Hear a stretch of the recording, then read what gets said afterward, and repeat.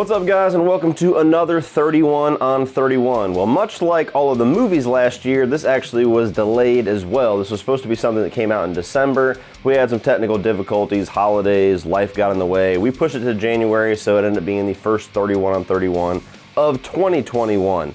I don't know how many more of these we're going to have this year. It just depends on what the movie industry does. You can definitely count on the one in October with whatever horror films that we decide to do to be announced. But this one is going to be pretty cool. Director Showdown, Christopher Nolan, Quentin Tarantino, and David Fincher. Easily three of my top 5 directors, probably most people's top 5 directors. So we're taking all of the films from these 3 directors' filmography, throwing them into the hat and ranking them worst to best. One little caveat, we do have to make Kill Bill one movie to make it work for 31 on 31. If that's too much for you, sorry.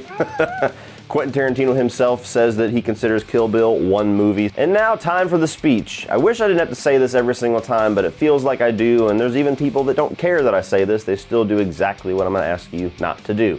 This is my own personal list. These are a collection of movies that I have seen at various times in my life. I've gotten various things from them. What you get out of a film is not what I'm going to get out of a film. You should not expect your 31 on 31 list to be in any of our videos. And wherever the chips fall on this list, this should not offend you. This is why it's fun to be movie fans. We can have different takes, different ideas, different takeaways from these films, and discuss them like film fans. So let's do that down below. Don't be assholes. Now, of course, as always, you have the Autop Stream crew that is going to be giving you all of their individual videos. However, I believe Lindsay and CP's are going to be delayed until March. They're having some technical difficulties. They might surprise us. If they do, their links will be down below, and definitely check out their videos. If not, they're going to be delayed until the next 31st, which would be in March, so keep your eyes peeled for them. But Brian's is going to be debuting alongside mine. Sean's joining us once again over on Sean Chandler Talks About, so look out for his video. And for the first time joining us, my buddy Zach Pope. You guys will remember him if you saw my Last of Us 2 spoiler talk. We talked live for quite a bit. Very good guy, very cool channel. Go check out his channel. Subscribe over there if you're not already a fan of his, but his video will be down below as well. So check out everybody's list, see how all of our experiences and all of our takes on these films differ. So with all of that being said, 31, the worst film that these 3 directors have given us. Shouldn't really surprise anybody, and that's Alien 3. I've talked about this movie quite a few times. It's been on a number of my rankings. It was on the last 31 on 31 that we did with Creature Features.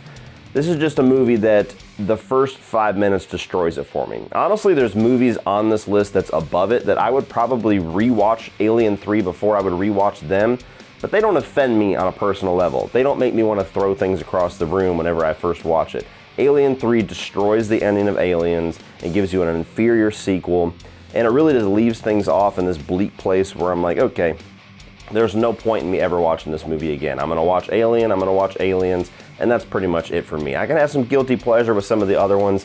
There's really no pleasure at all with Alien 3 for me. So 31, there you go. Number 30. This one came damn close to being 31 because it's honestly the least rewatchable movie on this list for me personally. And that's Mank. That's the most recent one. I did a full review for this movie. Look, full respect for what David Fincher was trying to do. I think technically this film is a huge achievement. I totally marvel at how he's able to recreate that era of filmmaking while kind of discussing that era of filmmaking at the same time. This is an impressive movie on every technical front that you can think of. Unfortunately for me, it bored the living piss out of me. I really don't have any ties to Citizen Kane, nor do I have interest in how it came about. When you start getting into the politics of Hollywood and screenwriting and who gets credit for the movie and all that, it lost me. Within 20 minutes, I was bored to tears, and this movie was like over 2 hours long, so this was a very painful one to get through. I will never watch it again. Again, full respect. This is a movie I respect, but do not enjoy whatsoever. Number 29, speaking of films that I marvel at technically, but do not enjoy whatsoever, that is Dunkirk. This is a film that I saw in theaters, and I was tired, I was stressed, I was overworked, I was moving, and I did not enjoy it whatsoever. So I went back to it thinking, you know what, all of those things added in with how my mood was. Maybe this thing is great, and I was just not in the headspace to watch it. I watched it again whenever I did my Christopher Nolan ranking. Nope, still didn't like it whatsoever. War movies really aren't my genre to begin with. There's only a select few that I genuinely love. They're not really something that draws me in very often, so that's one strike against it. And two, this was something that was going for just this experience of war. There wasn't necessarily a big narrative or like characters that you could really latch into with this, at least not for me personally. This was more so just kind of taking you on the ride of this Dunkirk story. And while that's an interesting thing to do for a war film, and certainly there's a ton of people out there that love this and hold it in high regard, just like with Mank, it bored the living piss out of me, and I will probably never watch it again. Number 28 might be the most unfair low ranking on this list, but that's how it is. Following, Christopher Nolan's first film. Now this is a really interesting one because this is definitely an independently made film. I believe he made this for pennies. He got together with his friends on weekends when they weren't working over a number of months and just pieced this film together. And what's cool about it is that you can tell that it's low budget, you can tell that it's independent, but it has a lot of those Nolan signatures that even now that he's getting hundreds of millions of dollars to make films, he still utilizes what he started with Following. It's a story about a guy that has this compulsive need to follow people, just like a tic that he has, and unfortunately he follows the wrong person, and it's a guy that is a thief, and he does this psychological manipulation with people where he breaks into their places and leaves things there, does something to disrupt their life, doesn't necessarily take anything for his own gain. He just wants to see, kind of watch the world burn. And Nolan. And it's an interesting little journey that you go on with this main character as he kind of gets in ties with this character Cobb and all this weird stuff that he's doing in people's apartments. And it's an interesting watch. It's not necessarily a movie that I probably will rewatch again, just like the ones that I just talked about, but I can appreciate and give more value to this one because of how it was made and the struggles that he had to go through to get it made. And even though it is just over an hour long,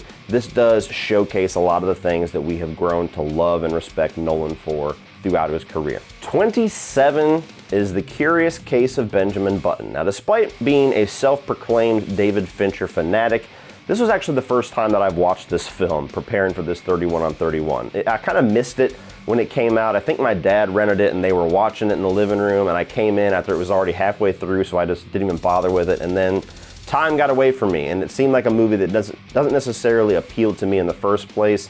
So I gave it a shot, and my first instinct was right. While this is an interesting story, while the whole thing about this guy that is born an old man and kind of ages backward and has this love story with somebody who is going to get older as he gets younger, it's a really interesting sci-fi love story that I definitely can appreciate. I don't regret the fact that I watched it, and I think that you can definitely see some of David Fincher's passion in this movie. It's just not particularly the movie that I would go to all the time. It's just not that kind of, it's not something that draws me in. It's not the type of movie that I would want to see David Fincher do more of, similarly with Mank. That's about as honest as I can get with it.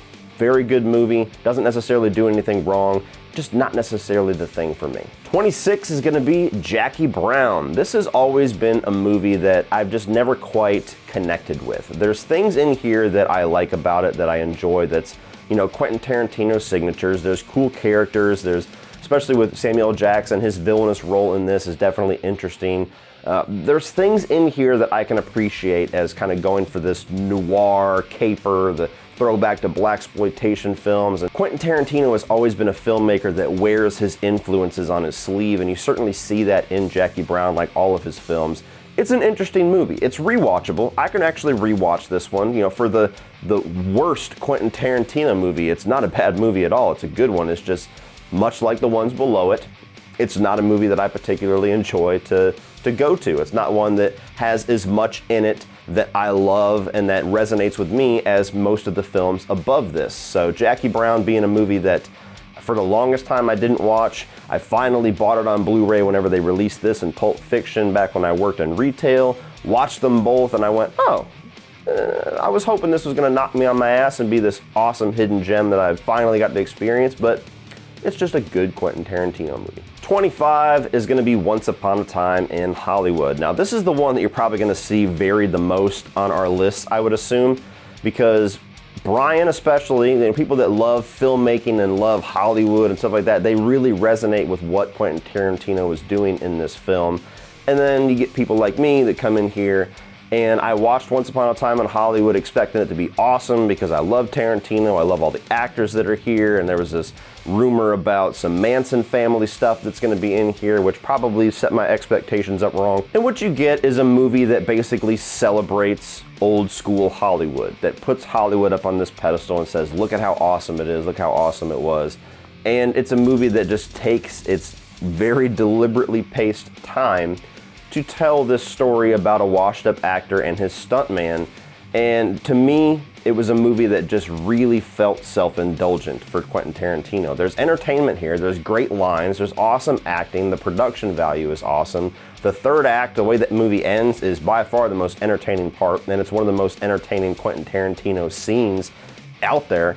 So there's definitely entertainment value to be had. There's things that I like about this, but for the most part, when I think about Once Upon a Time in Hollywood, the image in my head is Leonardo DiCaprio and Brad Pitt driving around in old school Hollywood just chit-chatting. And it's like, that doesn't really... Quentin Tarantino movies are known for being dialogue heavy, but this movie just didn't have enough there to balance that out for me. And especially all the times that they went off and did all the Sharon Tate stuff with Margot Robbie. I understand why they were doing it to set up the third act, but that was some of the most boring parts of the movie for me. I feel like you could almost take that out of the movie completely and it would have moved a little bit better. Might be on an island with that one. It's a movie, again, that I appreciate more than I enjoy. Number 24 is going to be The Game. Now, this is a movie I've only seen, I think, 2 times in my life. It's a good movie. It's a good little thriller. I love Michael Douglas. It's got an interesting concept to it. It's got all those signature things that you go to a Fincher film for. The problem with this movie is that as good as it is, as intriguing as it is, as great as Michael Douglas is, I always feel like the ending lets it down a little bit. You have this concept where this really rich guy is having his entire life dismantled, and you don't know whether or not he's going insane, whether or not he's a part of some kind of conspiracy that's trying to take him down. Is it really all a game? You get to the end, and it's just a game. And the problem is the movie just, it begs way too much suspension of disbelief to go along with that concept. It doesn't kill the movie, it doesn't make it like one of the worst endings ever. It's not near that, but it really does hold this movie back from being up in like the top half of this list because it is a solid thriller.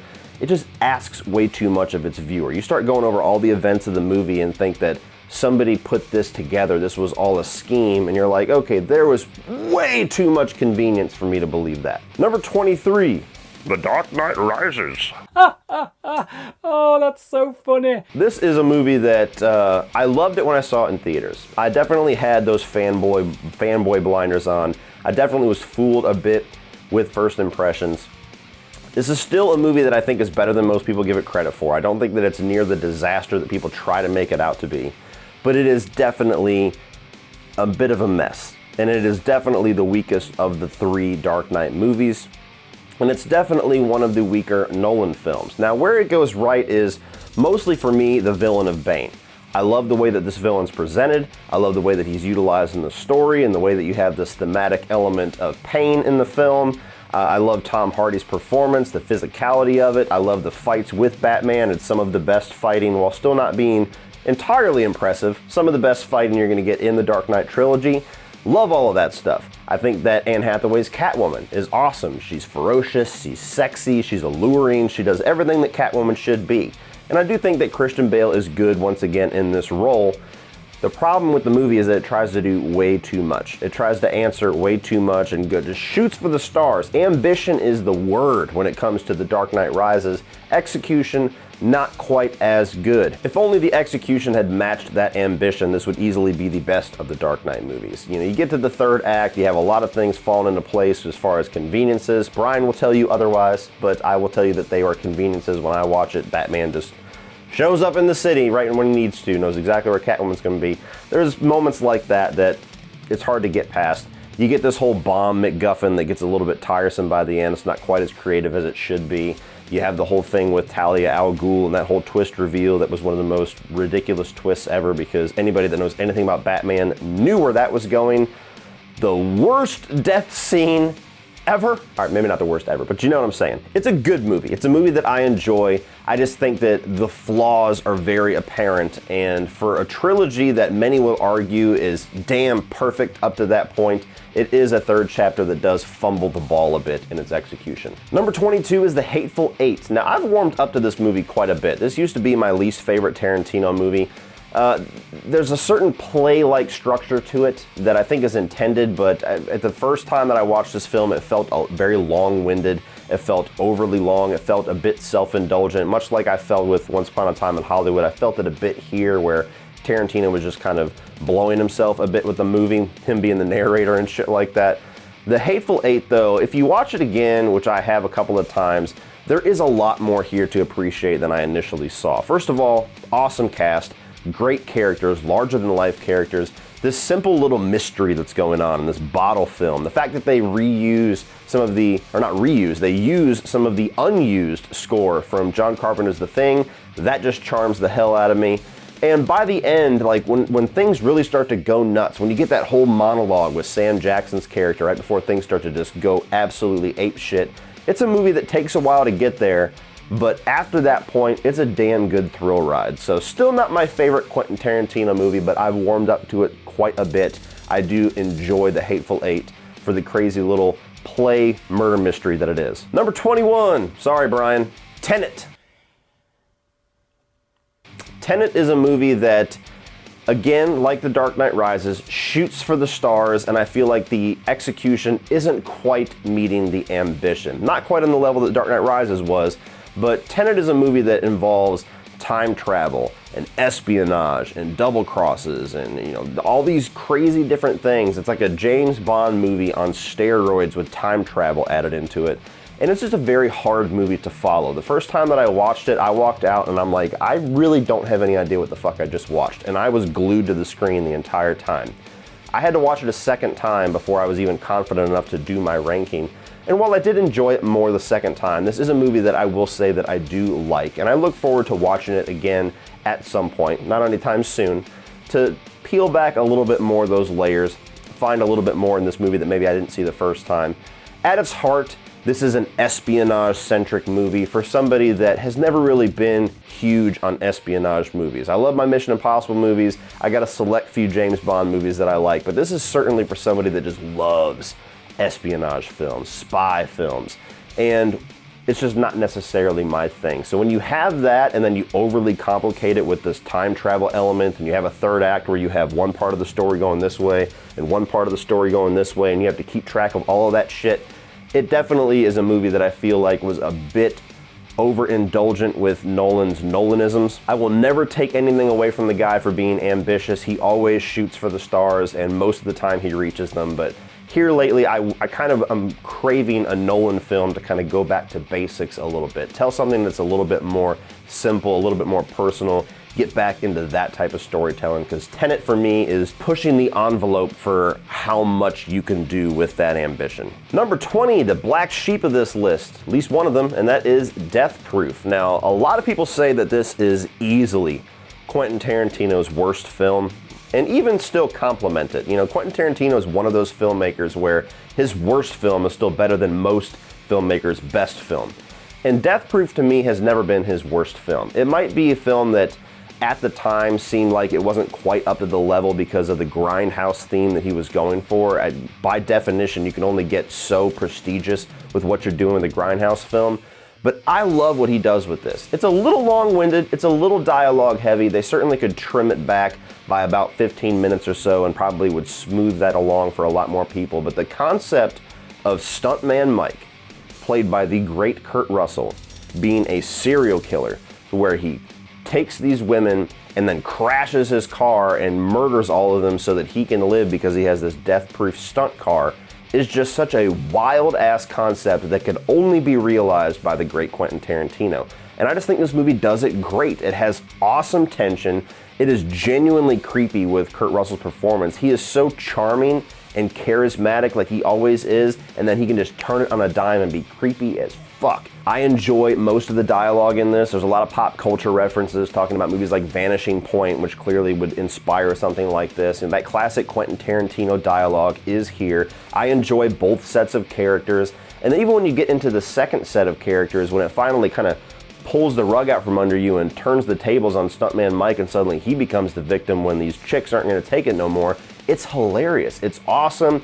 It's a female empowerment movie that was cool before female empowerment Me Too stuff was kind of all the rage. Like, this movie did it when nobody else was asking for it to be done, and it does it great. So aside from somebody saying there's too much dialogue or they feel like the slasher concept is like below Quentin Tarantino or something like that, I never really understand any of the criticisms for this movie. I think it's awesome. I think it's far and away the better of the two Grindhouse movies, and yeah, here's where it is on this list. Number 19 is Memento. This is a movie that I saw much later in life. This was a movie that I didn't see until after The Dark Knight had came out, and I became a fanatic, and I was like, okay, this guy Nolan, I'm watching everything that he's ever done. And Memento was a movie that the only pretext that I had for it was my best friend's mom having a VHS tape there, and I remember seeing it and she said that movie sucks. I had no idea what the hell was going on. Don't ever watch it. And I was like, okay, before I really developed my film taste. So I watched this film, and this is just such a great concept of a guy with memory loss, and you're telling the story backwards to not only keep the mystery being how he got to the point of killing this character in the opening minutes instead of who the killer actually is, but it also recreates his actual brain trauma. It recreates his disability of his memory loss in just such a genius way that I don't feel like you could ever do this concept again. I feel like there was one chance to do it, Nolan did it, and it was awesome. I will say that this movie does lack a little bit of rewatchability, because every single time that I rewatch it, I feel like I value it just a little bit less than I did before. Once you know the bag of tricks that this movie has in store for you, it is a little bit taxing because you're going backwards and you already know where it's going to go. So I feel like this is one of those films that is definitely prime for your first viewing experience, but that's about all I could take away from it. Other than that, I think it's a damn good thriller with a genius concept, and Nolan coming right out of the gates with those Nolanisms. Number 18, well, here it is, Kill Bill. Now, admittedly for me, I'm not really into anime. I'm not really into kung fu movies or old Japanese cinema, so a lot of the beauty that goes into this film, a lot of the passion, a lot of the influences that Quentin Tarantino is putting on force in this, it kind of goes over my head. So it's always been a section of this movie that I've never really been able to appreciate just because I don't have that pre-established love for all of the things that he's trying to bring to this movie.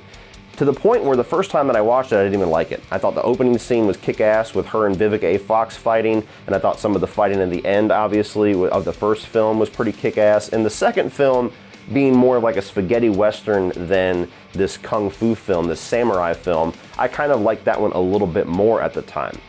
Times have changed. I've grown up, my tastes have evolved, and though I don't have that love for that side of cinema even now, I watched Kill Bill back whenever Once Upon a Time in Hollywood came out to kind of refresh myself, and I really enjoyed the first part. I enjoyed it more than the second part, which was something that kind of flipped for me. The second part I still think is good.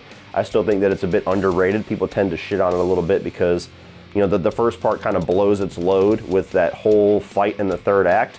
But I do think that some of the acting and some of the character dynamics and everything in the second film is pretty good as well. So you put it all together, this is actually a pretty kick-ass revenge flick that, even if I don't have that pre-existing love for a lot of the genres that Quentin Tarantino is just blowing in these movies, I still enjoy it for that. Uma Thurman's kick-ass, all of the cinematography and the camera shots and the way that, you know, he switches from black and white and does this old school like Japanese shit where she pulls out fucking eyeballs and it zooms in, and I can appreciate the hell out of all of that even without that love. Number 17, this is probably the one that's going to get me in trouble in the comments. Zodiac. Now, I recognize that this is a masterfully created serial killer, mystery, drama, thriller, all of that put into one. I recognize that there's fantastic performances all across the board. I recognize that this has some truly horrific sequences in here when they're portraying this real life serial killer that was never found, which makes it that much more crazy and creepy. This movie's always been a bit long for me though. Not that I'm saying that the story should have been shorter or that they should have taken stuff out, but this is a viewing experience that I just don't have much rewatchability with, which is always a big piece for me whenever I'm ranking or reviewing something is, do I have the desire to go back and watch this multiple times? Zodiac is one of those Fincher films that I love everything that he's doing as a director, as a filmmaker, as a master of his craft. I love the story. I think that the Zodiac Killer is just a fascinating serial killer and a fascinating piece of American history. And there's certain sequences in this movie, like the famous basement sequence, that genuinely will creep you the fuck out. I just don't have the desire to watch a 3-hour movie with all of that very often. I've seen this movie probably 3 times my entire life. It might be 4 or 5 years before I revisit it. So I agree with everything that you guys are saying in Zodiac down in the comment section below. I agree with everything that all of my compadres doing this 31 on 31 are gonna say. I just don't wanna watch it all that often. Number 16.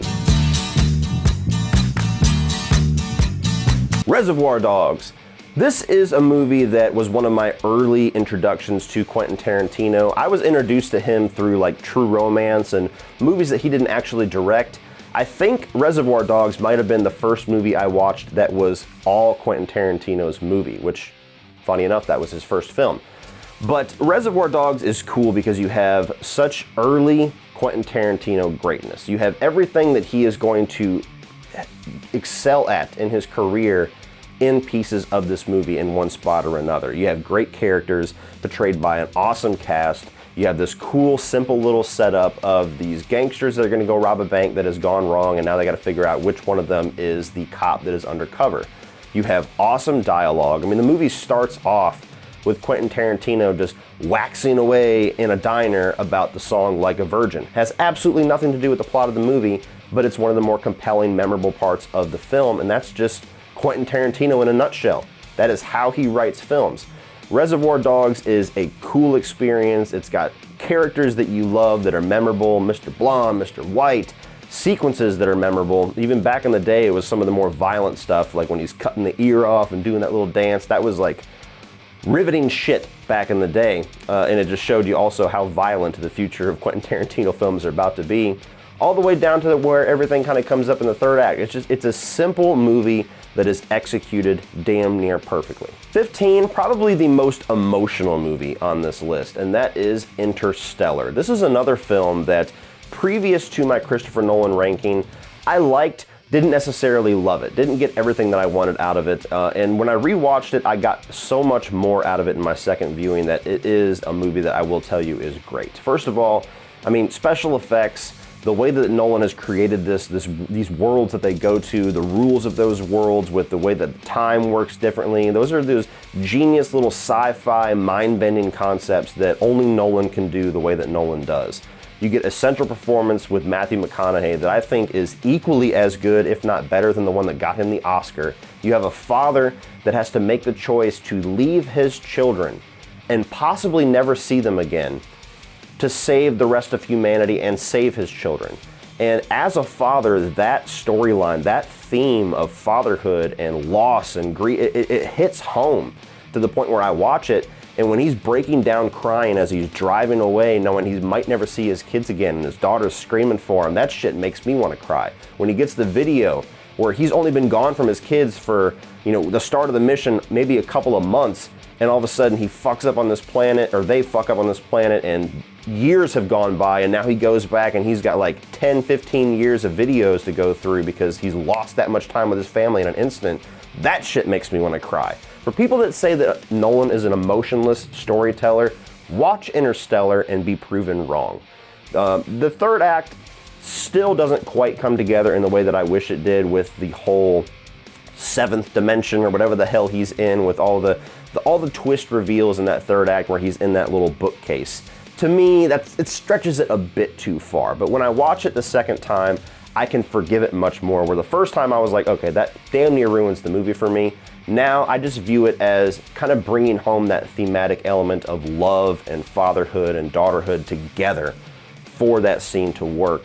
And it works much better for me. So a great sci-fi movie by Christopher Nolan in Interstellar. 14, possibly the most underrated movie on this list in my opinion, and that is Panic Room. Now, admittedly, I have a lot of great memories with this movie because I actually went to go see it at like a giveaway screening with my dad. He won tickets from a radio, or somebody from the radio came into his job. I don't remember how he got the tickets, but we got to go see Panic Room weeks before anybody else, and the radio DJs were there, and they were like launching t-shirts into the seats in the theater. And then you get to the movie, and to me, this is just a damn good thriller. I don't understand, unless you're just measuring it against how great some of David Fincher's films are, I don't understand how people shit on this movie and how it's always near or at the bottom of people's list with David Fincher. I think that this is a great central concept about a room that is supposed to protect you that now basically imprisons the mother and her daughter while these three guys are trying to get in because the thing that they are after are in that room that is now impenetrable.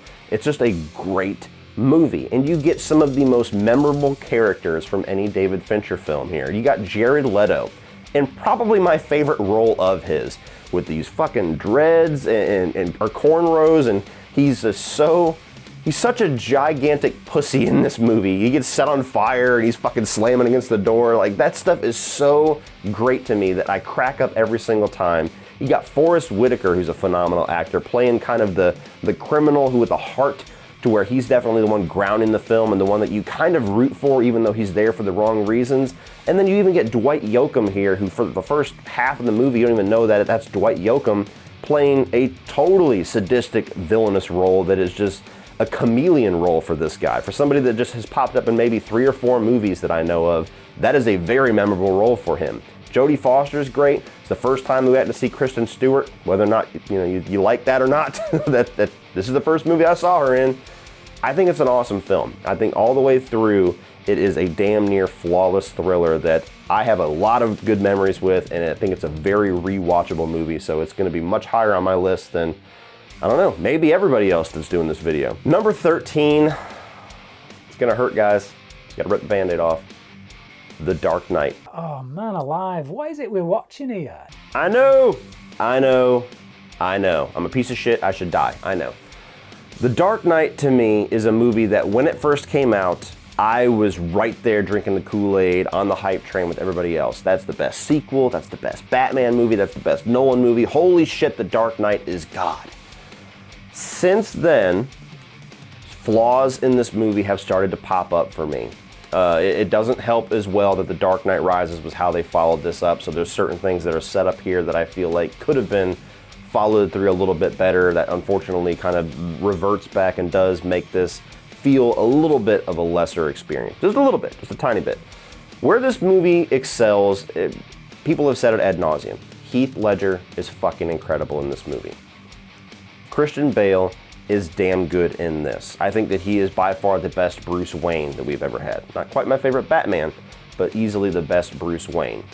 I think that even Aaron Eckhart, with his performance as Two-Face, I think is equally as good as Heath Ledger, even though he's never talked about. He's so overshadowed by the Joker in this movie, but he's incredible. There's a great overarching theme of chaos in this movie that is executed damn near perfectly through the storytelling. There's awesome action sequences. The way that they kind of blend, before Marvel started to really do this, where they took other subgenres and just kind of morphed them into their comic book movies, Nolan did it with The Dark Knight, making a movie like Heat, making this crime thriller that just happens to have the Batman characters in it. Over time, though, I do feel like Joker is the reason why I watched this movie. And everything else just feels kind of elevated because of him. And when you kind of look at it objectively, the things surrounding the movie aren't quite as mind-blowing as they feel like they are because of how awesome that he is. I know I'm in an island with that one. That's fine. This is my opinion. I know you guys, most of you watching this are probably shitting a brick right now thinking this is the greatest thing ever. It is what it is, guys. You get to the end of the film, the way that the whole plot comes together with Harvey Dent and them having to frame Batman, that whole thing has never worked and never really made sense for me. I know people have their explanations for it, and that's fine. If it works for you, that's awesome.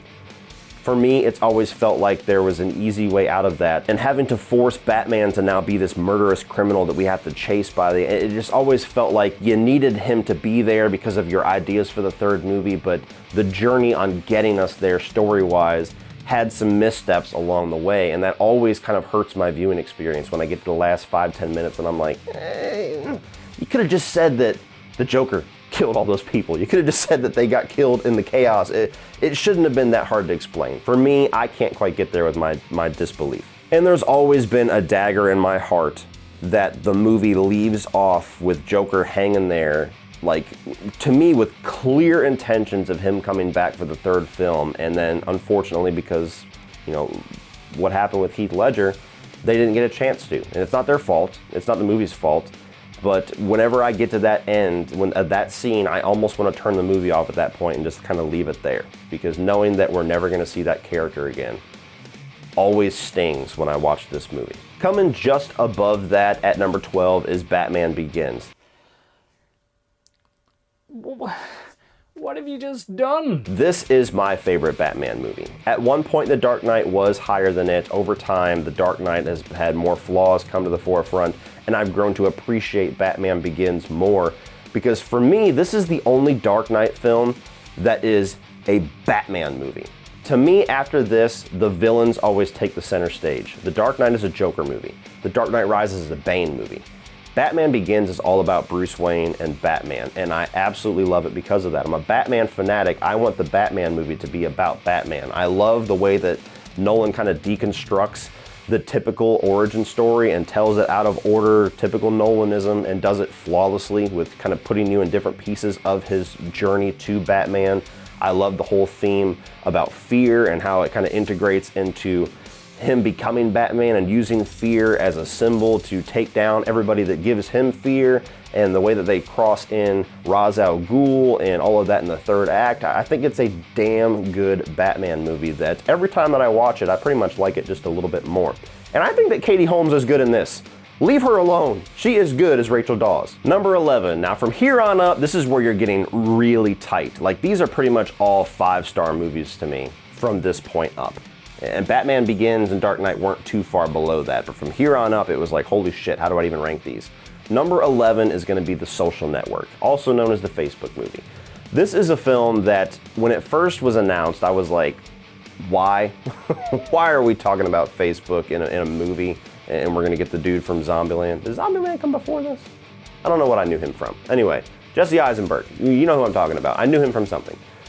And I didn't understand why we were doing this. And then I saw that David Fincher's name was on it. And I'm like, are you fucking kidding me? The dude that did Seven and Fight Club is doing the Facebook movie? I have to watch this.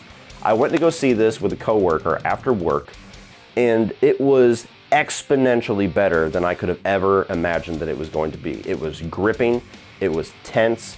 You were so invested in this story of deceit and friendships and betrayal that brought us the app that we just, tell each other to go fuck off on every single day. So it's a compelling as hell story that, I don't know how much of it was heightened, how much of it was Hollywoodized, but when you get the character of Mark Zuckerberg, and part of you wants to like him, but so much of you just wants to hate him because of how he is to everybody, and then you get Andrew Garfield, which was my introduction to Andrew Garfield.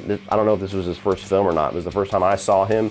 And that guy is just like Oscar worthy in this movie. I think it's a shame that he didn't even get nominated. And his character, trying to be a good friend, trying to be that business partner, and just getting fucked over along the way. Even Justin Timberlake shows up in this and does damn good. I mean, this is just a movie that, it takes something that we're all familiar with. It takes something that we all use pretty much every single day. And it gives you this really gripping, intense story of how this came to be, that is easily elevated by an Aaron Sorkin script, first of all, but then David Fincher's direction paired with the first time that he teamed up with Trent Reznor and Atticus Ross, I believe was the second guy, but I always think Trent Reznor, for an unbelievable score. This is one of those movies where just everything was firing on all cylinders. World-class director, world-class writer, unbelievable composer as far as a score, unbelievable actors giving Oscar-worthy performances, and everything comes together to give you this phenomenal movie. Number 10, I guarantee I have this movie higher than everybody else, and that is Insomnia. This is the movie that everybody likes to dismiss from Nolan's filmography. This is the movie that nobody really talks to, nobody really gushes over. And for a long time, I understood why. I was like, yeah, it's a pretty decent little murder mystery there with Al Pacino and Robin Williams. It was decent. But when I rewatched it about a year ago, I was blown away at how much I loved this movie. And I was like, what the fuck was I on when I first watched this that I did not see how incredible this film is? Yes, it's a remake. It's not quite... When you look at movies like Interstellar and Inception and these huge high concept movies, it does feel small scale in comparison, and by that logic I understand a lot of people not thinking that it merits being so high in a Nolan ranking or a ranking like this. But when you look at these two characters and these two central performances by Al Pacino and Robin Williams, rest in peace, of a detective that is kind of admirable, but at the same time you feel like there's something slimy about him, but you can't quite put your finger on it.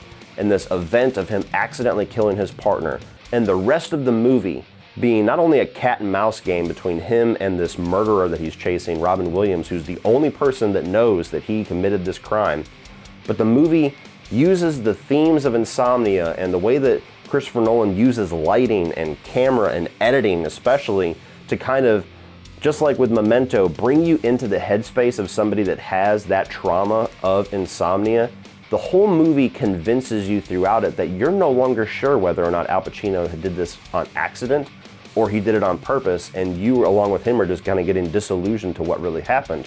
And I just love the movie for that. I think that it's absolutely brilliant filmmaking through his direction. This is a simple storyline that's brought up to exponential levels because of two world-class actors, one of which I miss dearly, and a filmmaker like Nolan using his tricks and trades to make you a part of the story, to make your mental images while watching this flesh out everything story-wise that he needs without him even needing to tell you what to think. Number 9 is going to be Inglourious Basterds. This was the movie that made me fall back in love with Quentin Tarantino. Because remember, at the time when I watched it, I didn't care for Kill Bill, and I was like, I don't know, maybe he's done, maybe he's not going to make movies for me anymore.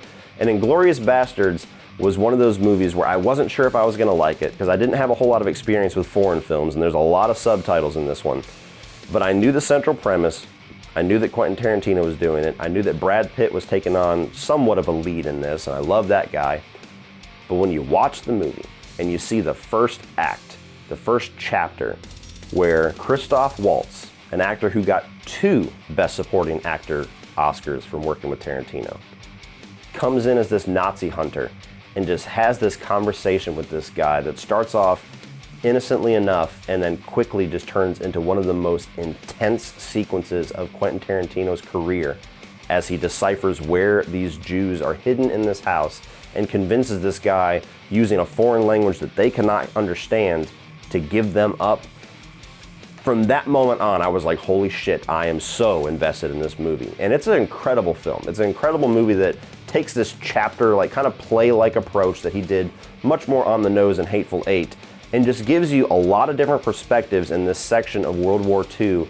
And every single piece of it is this compelling story, from the bastards themselves to Christoph Waltz as a villain, as this Jew hunter, to even the late, I forget the character's name, but the one who is the one that escapes Christoph Waltz in the first act and then has this revenge plot to get all of the Nazis into this theater.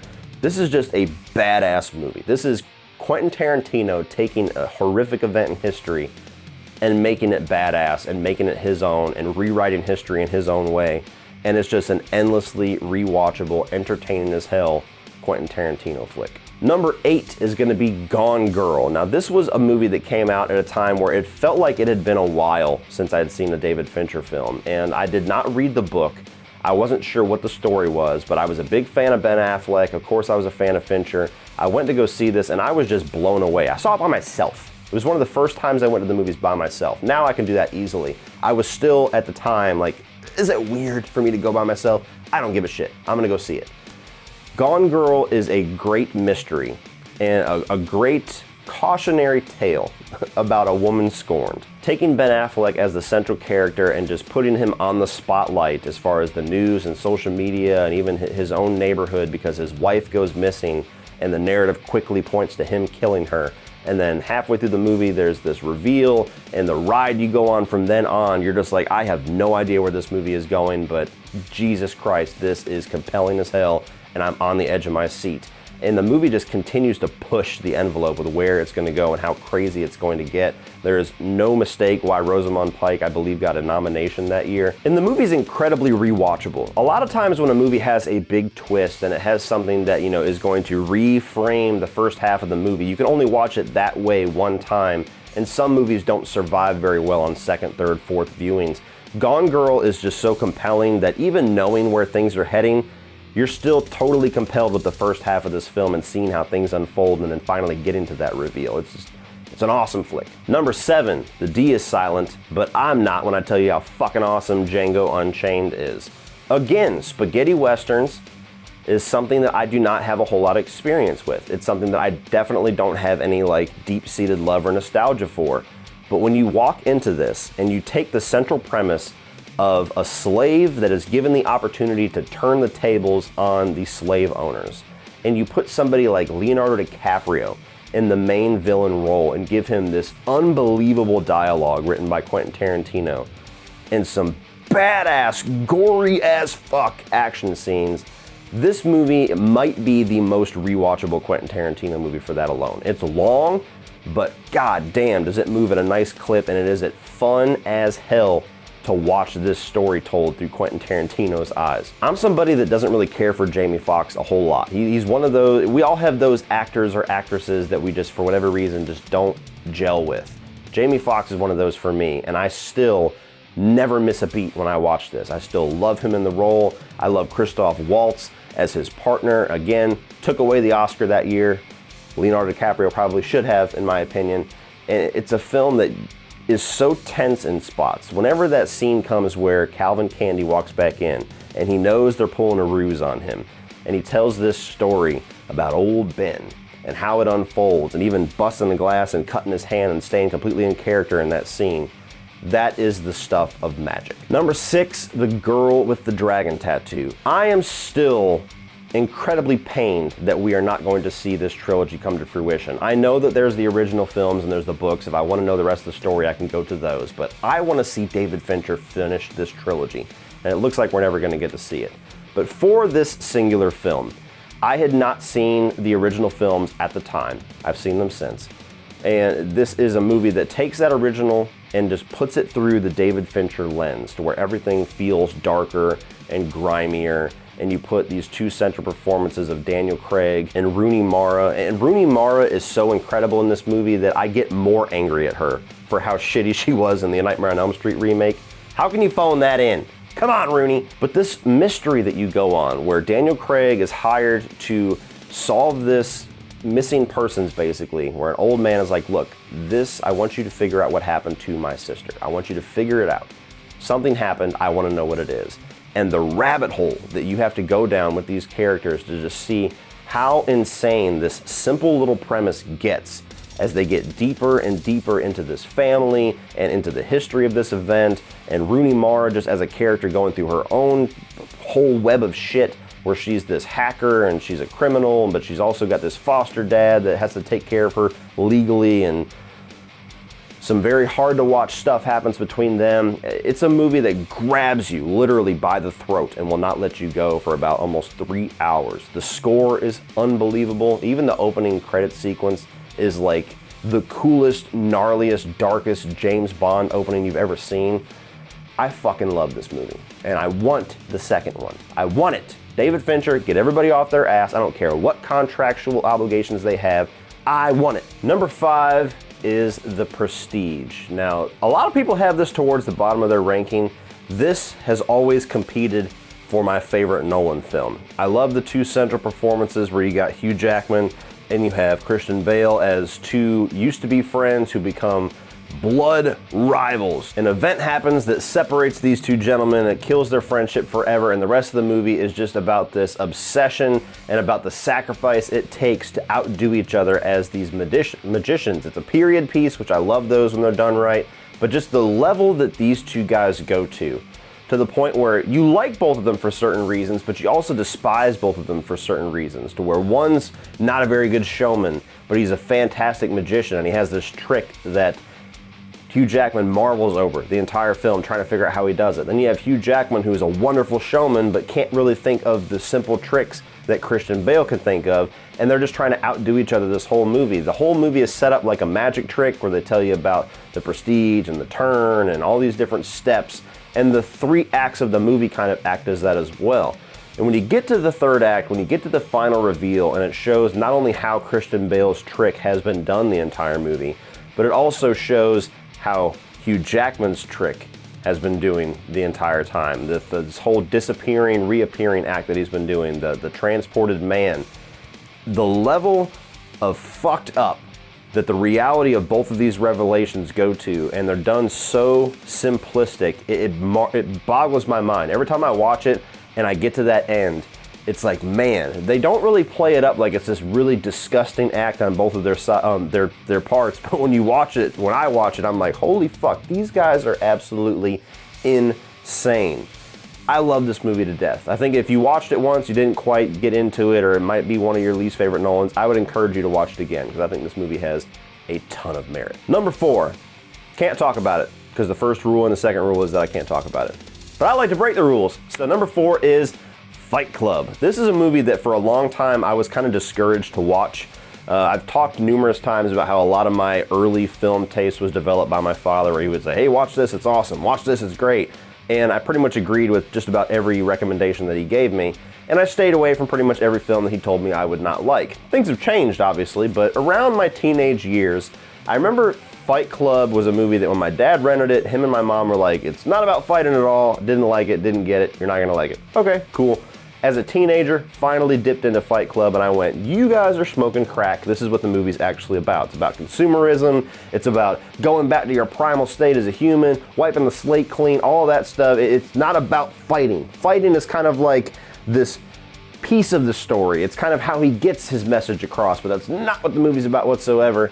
And I love the movie for that. Me and CP did a commentary last month, and this is a movie that is just so much fun to revisit because there's so much style. There's so much in the directing style and some of the graphics that are used, like when the apartment scene when he's kind of like tagging everything like a finger hut catalog and showing you the price and going through it. And when you start getting into the plot of Tyler Durden and how he's trying to strip these guys down to their base humanity and take everything, you know, materialistic away from them, and then turn that on society and start to destroy society from the inside out. It's just a wild ass movie that, especially the first time you watch it, you never really know where the hell this thing is going. You get the 2 main characters of Tyler Durden, played by Brad Pitt, and the unnamed narrator, played by Edward Norton. They play great off of each other.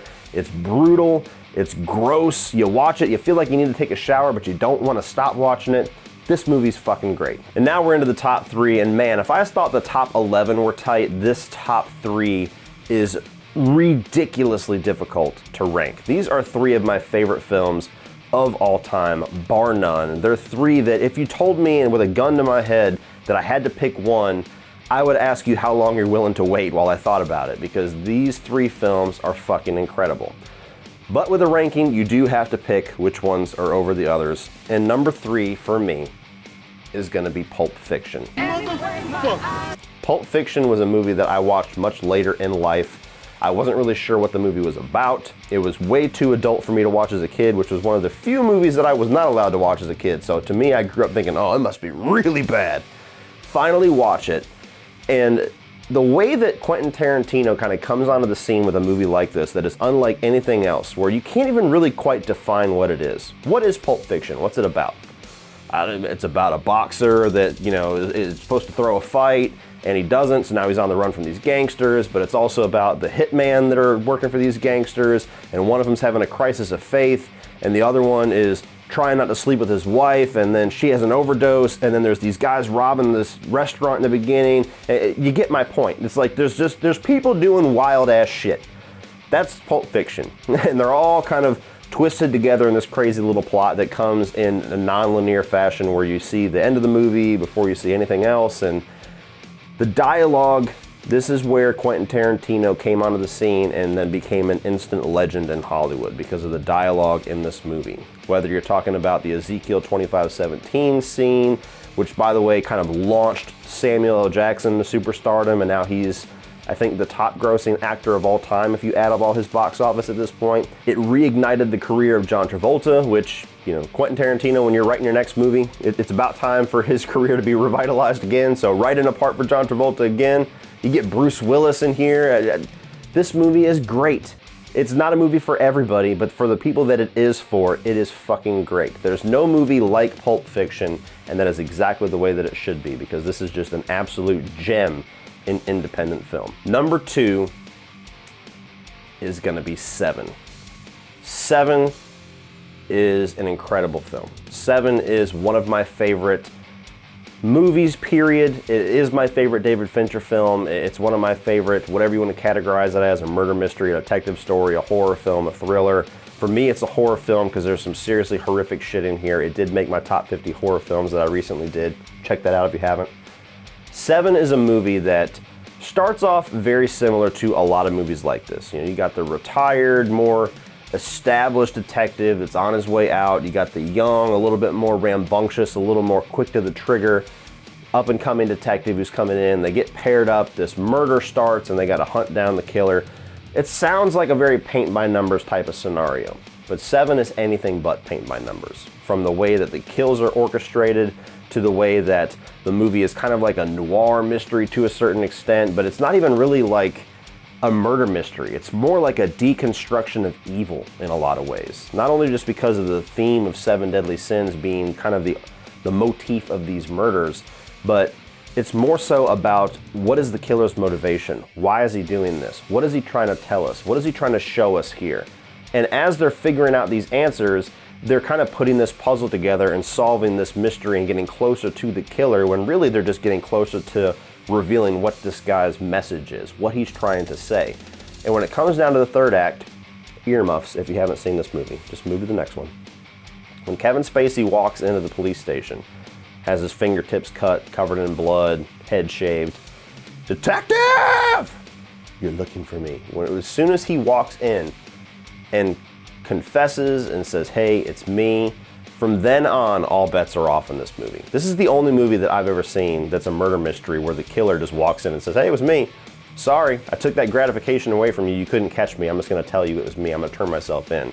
And the way that his final little act of his plan comes together with the themes of wrath and envy is just so sadistic and so fucked up, and such a perfectly miserable, horrible, evil act that, just like he says in the backseat of that police car about people will study this and marvel over this and barely be able to comprehend it, that's how the film ends up by the time that the credits roll. Two great performances in Morgan Freeman and Brad Pitt as well. The direction is spot on. I love especially the scene, one of my favorite scenes in the movie, whenever Kevin Spacey injures Brad Pitt and he's on the ground, and it kind of slows everything down while he's got a gun to his head, and you see all the rain just kind of dripping off. It's a great shot. And then the way that they pan back and they show the reverse of that shot, and it's just this kind of shadowed figure, this blurred out figure of the killer, and all you see in focus is the gun that's about to end Brad Pitt. I love this movie. It's a movie that I've watched numerous times. I never get tired of it. Even when I know what's coming, I love going on this journey. Some of the most horrific murder scenes, you don't really see the act. You never see the act with this movie. You're not seeing anybody getting killed. You just see the aftermath. And there's even spots in this movie like the box that you don't see. It just suggests it. But what it suggests is 1,000 times more horrific than if they decided to show us. Seven is brilliant. Seven is genius. Seven is number 2. And that leaves number 1. Go ahead and give me that sound. Inception. I went back and forth a lot between my number 1 and number 2. I knew before I even started this ranking what my top 2 were going to be, and it was going to be really hard for me to pick which one was which. But Inception to me is a movie that, as much as I love Seven and as much as I will marvel over how incredible it is, Inception is unreal to me.